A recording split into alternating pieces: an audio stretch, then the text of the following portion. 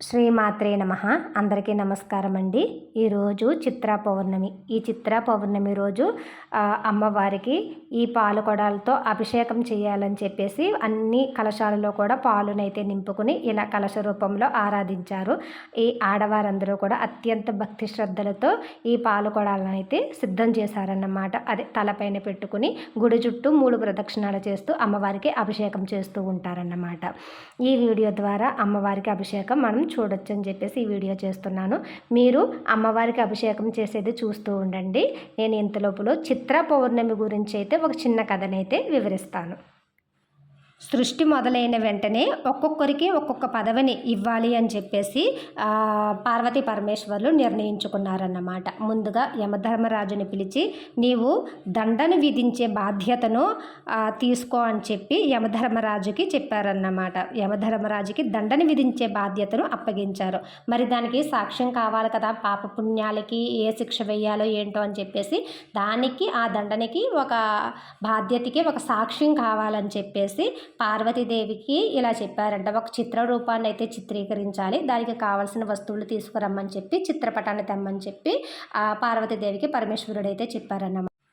వెంటనే పార్వతీదేవి ఆ పరికరాలన్నీ కూడా తెచ్చి శివయ్యకి ఇవ్వడంతో శివయ్య ఏమో ఒక చిత్రమైన రూపాన్ని అయితే చిత్రీకరించాడంట. వెంటనే ఆ పార్వతీదేవిని పరమేశ్వరుడు అడిగాడంట, ఈ చిత్రం ఎలా ఉంది చెప్పు అని చెప్పేసి పార్వతీదేవిని అడిగిన వెంటనే చిత్రం బాగానే ఉంది కానీ ఈ చిత్రాన్ని ఏం చేస్తారు ప్రభు అని చెప్పి పార్వతీదేవి అయితే అడిగిందన్నమాట.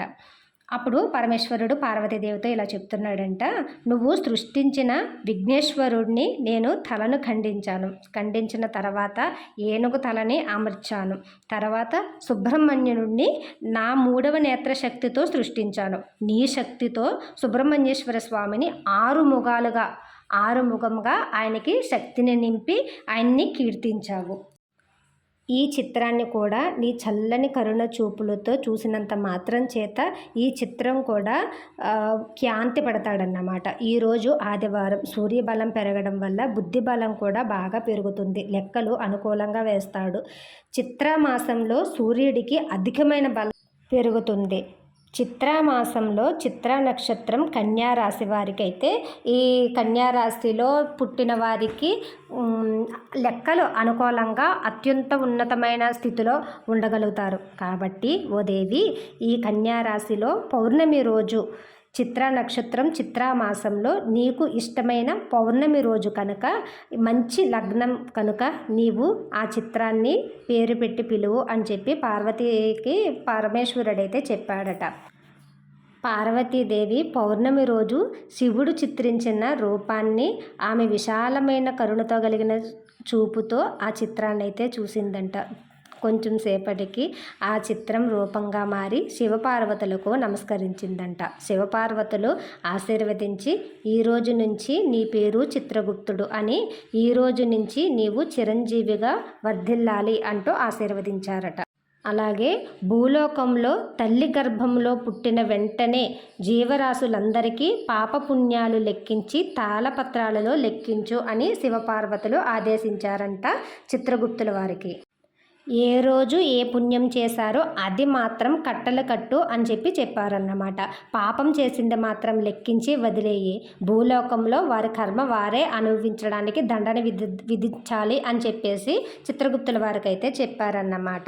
అంతేకాకుండా పుట్టుకతో రహస్యాలు పాపపుణ్యాలు వివరణలు బ్రహ్మదేవుడి దగ్గర సలహాలు తీసుకుంటూ ఈ పాపపుణ్యాల చిత్తాన్ని అయితే రాసి పెట్టు అని చెప్పి పార్వతీ పరమేశ్వరులు అయితే చెప్పడం జరిగిందన్నమాట. అంతేకాకుండా కైలాసం, వైకుంఠం, సత్యలోకం, స్వర్గలోకం, భూలోకం అన్ని లోకాల పాపపుణ్యాలు కూడా చిత్తం వేరువేరుగా రాసి లెక్కించి పెట్టు అని చెప్పి పార్వతీ పరమేశ్వరులు అయితే చెప్పారన్నమాట.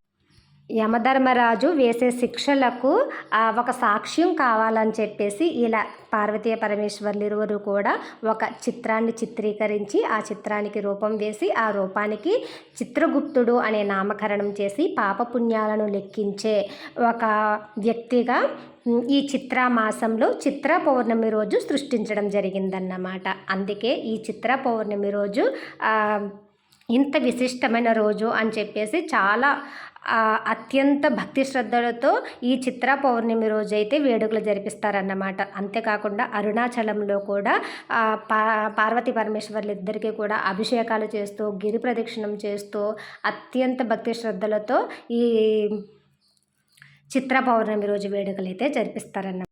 అంతేకాకుండా సిత్తిరై తిరువిళ అని చెప్పేసి మదురైలో కూడా శ్రీ సుందరేశ్వర స్వామి, శ్రీ మధుర మీనాక్షమ్మల కళ్యాణోత్సవం కూడా అంగరంగ వైభవంగా పౌర్ణమికి ముందు జరిపిస్తారన్నమాట.